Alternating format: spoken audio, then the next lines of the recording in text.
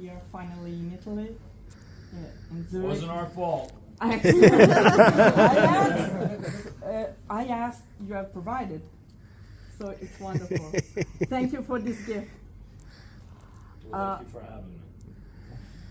Thank you to be here again. This is a great honor. My question is about sleeping in the fire. The background of the lyrics.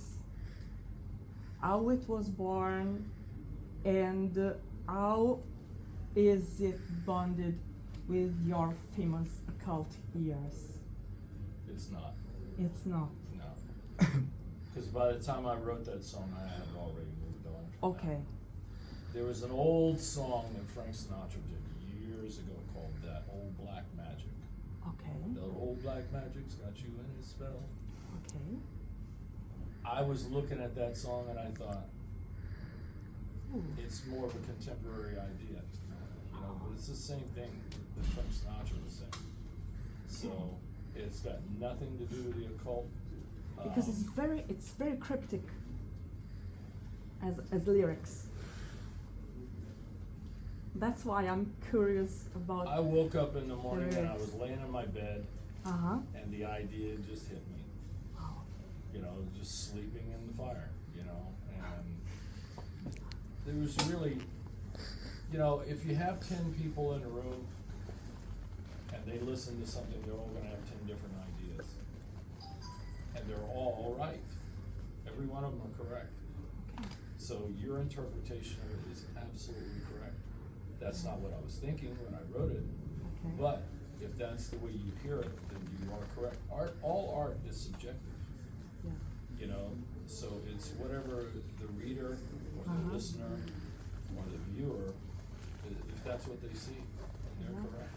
The But like you Lucifer's said- magic. That's why I thought. Yeah, but you know, if you have someone that, if you have a, you know, a man that you really care for, Mm-hmm. there's going to be times when that spark is going to happen. You know, that magic is going to happen. That's But- really all it's about. You know?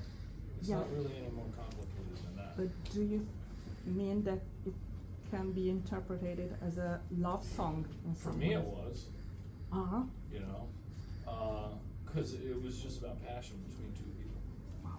You know, so like I said, it's not complicated. I can understand. You're not the first person that has thought that it might have some occult reference, but it does not at all. Okay. Like I said, it's all about passion. That's all Yes, right. ma'am. Thanks. Okay, it's not a question. I just want to tell you thank you for your songs and your lyrics because it helped me when I divorced and when I have with my 2 little kids few Thank you, years I ago, appreciate that. and I lost my faith totally in God. And when I heard Golgotha song, I'm French, so I need to translate the lyrics.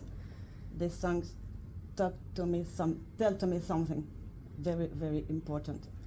And since Golgotha, I